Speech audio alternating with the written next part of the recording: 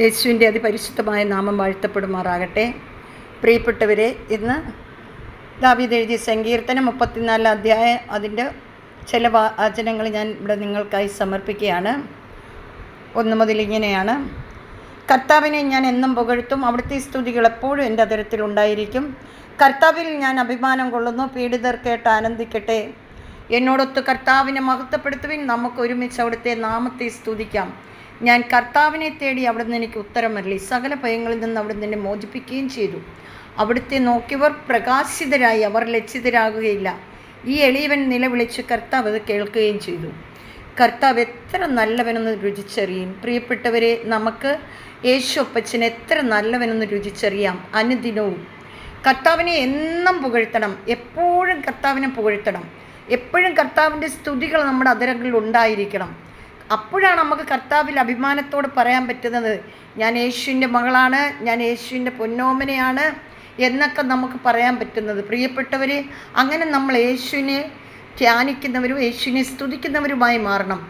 അത് തന്നെ ആ സങ്കീർത്തനത്തിൽ തന്നെ 10 അധ്യായത്തിൽ പറയുകയാണ്, സിംഹക്കുട്ടികൾ ഇരകിട്ടാതെ വിശന്ന് വലഞ്ഞേക്കാം, എന്നാൽ കർത്താവിനെ അന്വേഷിക്കുന്നവന് ഒന്നിനും കുറവുണ്ടാകത്തില്ല. പ്രിയപ്പെട്ടവരെ, ഒന്നിനും കുറവുണ്ടാകാതെ നമ്മളെ കാത്തു പരിപാലിക്കാൻ നമ്മളുടെ സ്വർഗീയ അപ്പച്ചൻ നമ്മളുടെ കൂടെയുണ്ട്. ഈ വചനത്തെക്കുറിച്ച് നമുക്ക് ധ്യാനിക്കാം. ഈ വചനത്തെ നമ്മൾ ധ്യാനിക്കുകയും പ്രാർത്ഥിക്കുകയും അതോടൊപ്പം ഈ വചനം വായിക്കുകയും സ്തുതിക്കുകയൊക്കെ ചെയ്യുക. ദൈവത്തോടൊപ്പം ആയിരിക്കുക. ദൈവം നിങ്ങളെ എല്ലാം സമൃദ്ധമായി അനുഗ്രഹിക്കട്ടെ. പ്രാർത്ഥന യോജിച്ചിട്ടുള്ള എല്ലാ പ്രിയപ്പെട്ടവരെ അനുഗ്രഹിക്കട്ടെ. പ്രിയപ്പെട്ടവരെ, ഇന്ന് ഞങ്ങൾ അമല ധ്യാന കേന്ദ്രത്തിലാണ്. അമല ധ്യാന കേന്ദ്രത്തിൽ യേശു കൃപ അനുഭവ ധ്യാനം നടന്നുകൊണ്ടിരിക്കുകയാണ്. ഇവിടെ 4 ദിവസമാണ് യേശു കൃപ അനുഭവ ധ്യാനം. പ്രിയപ്പെട്ടവരെ, ജോഷിയച്ചന് പ്രത്യേകമായി കർത്താവ് കൊടുത്ത കൃപ ബന്ധനങ്ങളെ അകറ്റുവാനുള്ള കൃപയാണ്. അന്ധകാര ശക്തികളെയും ബന്ധനങ്ങളെയും അകറ്റുവാനും കടം കൊണ്ടുവരുന്ന ദുരാത്മാവിനെ അകറ്റുവാനും ഒക്കെയുള്ള കൃപയാണ് ജോഷിയച്ചന് കർത്താവ് കൊടുത്തിരിക്കുന്നത്.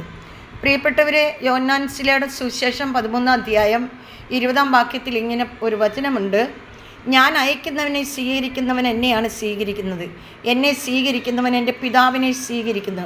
പ്രിയപ്പെട്ടവരെ, നമുക്ക് നമ്മളുടെ കർത്താവ് അയച്ച ജോഷിയച്ചനെയും ജോൺസൺ ബ്രദറിനെയും റോയ് ബ്രദറിനെയും തോമസ് ഊട്ടി ബ്രദറിനെയും പ്രഭുലനെ എല്ലാവരെയും ഇവിടെ ശുശ്രൂഷ ചെയ്യുന്ന എല്ലാവരെയും കർത്താവ് ഒരുപാട് അനുഗ്രഹിച്ച് വിശദീകരിച്ചിരിക്കുകയാണ്. അവരുടെ എല്ലാം വചനം, അവരുടെ നാവിൽ നിന്ന് അടർന്നു വീഴുന്ന വചനങ്ങളൊക്കെ കേൾക്കുമ്പോൾ നമ്മൾ ശക്തരാകും, നമ്മൾ അനുഗ്രഹിക്കപ്പെടും. അങ്ങനെ വന്ന് നിങ്ങളെല്ലാവരും ധ്യാനം കൂടണമേ എന്ന് നിങ്ങളോടൊക്കെ ഞാൻ നിരന്തരം പറയുകയാണ്. ഇവിടെ വന്ന് യേശു കൃപ അനുഭവ ധ്യാനമൊക്കെ കൂടി നിങ്ങളെല്ലാം ശക്തി പ്രാപിക്കുന്നവരായി മാറട്ടെ എന്ന് പ്രാർത്ഥിക്കുന്നു. പിതാവായ ദൈവത്തിൻ്റെ വാത്സല്യ സ്നേഹം എൻ്റെ എല്ലാ പ്രിയപ്പെട്ടവരോടും ഒപ്പം ഇരിക്കുമാറാകട്ടെ എന്ന് പ്രാർത്ഥിക്കുന്നു. പിതാവ് ഇന്നോളം ചെയ്ത നന്മകൾക്ക് ഞാൻ എന്ത് പകരം ചെയ്യും?